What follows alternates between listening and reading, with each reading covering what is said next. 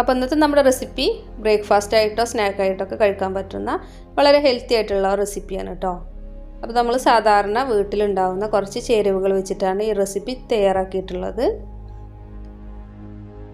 അപ്പോൾ നമുക്ക് ഈ വളരെ ഈസി ആയിട്ടുള്ള റെസിപ്പി എങ്ങനെ ഉണ്ടാക്കിയെടുക്കുക എന്നുള്ളത് നോക്കാം. അപ്പോൾ എന്നും പറയുന്ന പോലെ തന്നെ വീഡിയോ ഇഷ്ടമാകുകയാണെന്നുണ്ടെങ്കിൽ ലൈക്ക് ചെയ്യേണ്ട കാര്യം മറക്കരുത് കേട്ടോ. അപ്പോൾ നമുക്ക് വീഡിയോ ഒന്ന് കണ്ടു നോക്കാം. അപ്പോൾ നമ്മൾ റവയും പൊട്ടാറ്റൊക്കെ വെച്ചിട്ടാണ് ഈ റെസിപ്പി ചെയ്യുന്നത്. അപ്പോൾ നമുക്കത് ഉണ്ടാക്കാനായിട്ട് അതൊരു പാൻ വെച്ച് ചൂടായ ശേഷം അതിലേക്ക് 2 ടീസ്പൂണോളം ഓയിൽ ഒഴിച്ച് കൊടുക്കാം.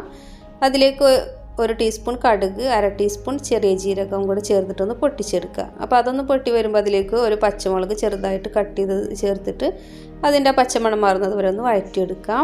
അപ്പോൾ 1 കപ്പ് റവ വെച്ചിട്ടാട്ടോ നമ്മൾ ഈ ഒരു റെസിപ്പി ചെയ്യുന്നത്. അപ്പോൾ അത് വേവാൻ ആവശ്യമായിട്ടുള്ള വെള്ളമാണ് ഇതിലേക്ക് ഇപ്പോൾ ഒഴിച്ച് കൊടുക്കുന്നത്. 1.5 കപ്പ് വെള്ളം ഒഴിച്ച് കൊടുത്തിട്ടുണ്ട്. ഇനി നമ്മുടെ ഈ ഒരു പലഹാരത്തിന് ചെറിയൊരു യെല്ലോ കളർ കിട്ടാൻ വേണ്ടിയിട്ട് കുറച്ച് മഞ്ഞൾപ്പൊടി ചേർത്ത് കൊടുക്കാം. പിന്നെ ആവശ്യത്തിനുള്ള ഉപ്പും കൂടെ ചേർത്തിട്ട് ഇത് നന്നായിട്ടൊന്ന് തിളപ്പിച്ചെടുക്കാം. ഇനി ഇതിലേക്ക് ഒരു പൊട്ടാറ്റോ ഇതുപോലെ നന്നായിട്ടൊന്ന് ഗ്രേറ്റ് ചെയ്തെടുത്തിട്ടുണ്ട്. അത് നന്നായിട്ടൊന്ന് കഴുകിയെടുത്തതിന് ശേഷമാണ് നമ്മൾ ഇതിലേക്ക് ചേർത്ത് കൊടുക്കുന്നത് കേട്ടോ. അപ്പോൾ അതും കൂടെ ചേർത്ത് കൊടുക്കാം. പിന്നെ വേണ്ടത് കുറച്ച് മല്ലിയിലയാണ്, അതും കൂടെ ചേർത്തിട്ട് ഇത് നന്നായിട്ടൊന്ന് തിളപ്പിച്ചെടുക്കാം. ആ പൊട്ടാറ്റൊക്കെ ഒന്ന് ചെറുതായിട്ടൊന്ന് വെന്ത് വരണം. അതിനുശേഷം ഇതിലേക്ക് നമ്മൾ എടുത്ത് വെച്ചിട്ടുള്ള 1 കപ്പ് റവ കുറേശ്ശെ ചേർത്തിട്ട് നന്നായിട്ട് കട്ടകളൊന്നും ഇല്ലാതെ തന്നെ നന്നായിട്ടൊന്ന് മിക്സാക്കി എടുക്കാം. ഞാനിപ്പോൾ ഇതിലേക്ക് വറുത്ത റവ ആയിട്ട് എടുത്തിട്ടുള്ളത്. നമുക്ക് ഏത് റവ വേണമെങ്കിലും യൂസ് ചെയ്യാം. അപ്പോൾ ഞാനിപ്പോൾ ഇവിടെ എല്ലാ റവയും ചേർത്ത് കട്ടകളൊന്നും ഇല്ലാതെ തന്നെ നന്നായിട്ടൊന്ന് മിക്സാക്കി എടുക്കുന്നുണ്ട്. അപ്പോൾ ലോ ഫ്ലെയിമിൽ വെച്ചിട്ടാണ് നമ്മൾ റവ ചേർത്ത് മിക്സാക്കി എടുക്കാൻ. ഇപ്പോൾ ഇതാ കട്ടകളൊന്നും ഇല്ലാതെ ഞാൻ റവ നന്നായിട്ടൊന്ന് മിക്സാക്കി എടുത്തിട്ടുണ്ട്.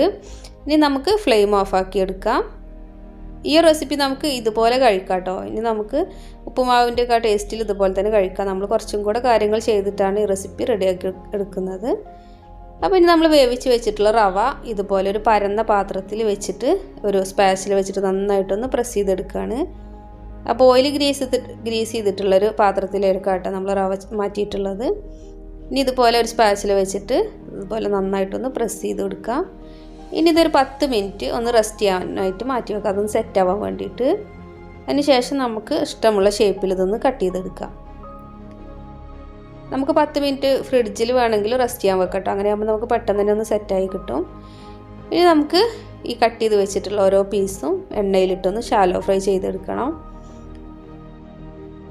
അപ്പോൾ ഒരു പാൻ വെച്ച് ചൂടായ ശേഷം കുറച്ച് ഓയിൽ ഒഴിച്ച് കൊടുക്കുക. എന്നിട്ട് നമ്മൾ കട്ട് ചെയ്ത് വെച്ചിട്ടുള്ള ഓരോ പീസ് ഇതുപോലെ ഒന്ന് ഷാലോ ഫ്രൈ ചെയ്തെടുക്കുകയാണ്.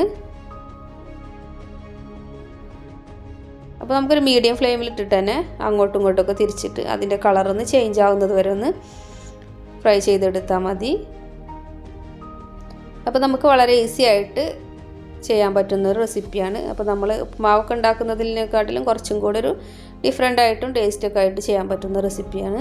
അപ്പോൾ നമുക്ക് ബ്രേക്ക്ഫാസ്റ്റ് ആയിട്ടോ ഈവനിങ് സ്നാക്ക് ആയിട്ടൊക്കെ കഴിക്കാൻ പറ്റുന്ന ഒരു റെസിപ്പിയാണ്. അപ്പോൾ എല്ലാവരും ഒന്ന് ട്രൈ ചെയ്ത് നോക്കുക. അപ്പോൾ എന്നും പറയുന്ന പോലെ തന്നെ ഈ റെസിപ്പി ഇഷ്ടമായിട്ടുണ്ടെങ്കിൽ തീർച്ചയായിട്ടും ലൈക്ക് ചെയ്യാനും ഷെയർ ചെയ്യാനും സബ്സ്ക്രൈബ് ചെയ്യാനും മറക്കരുത്. താങ്ക്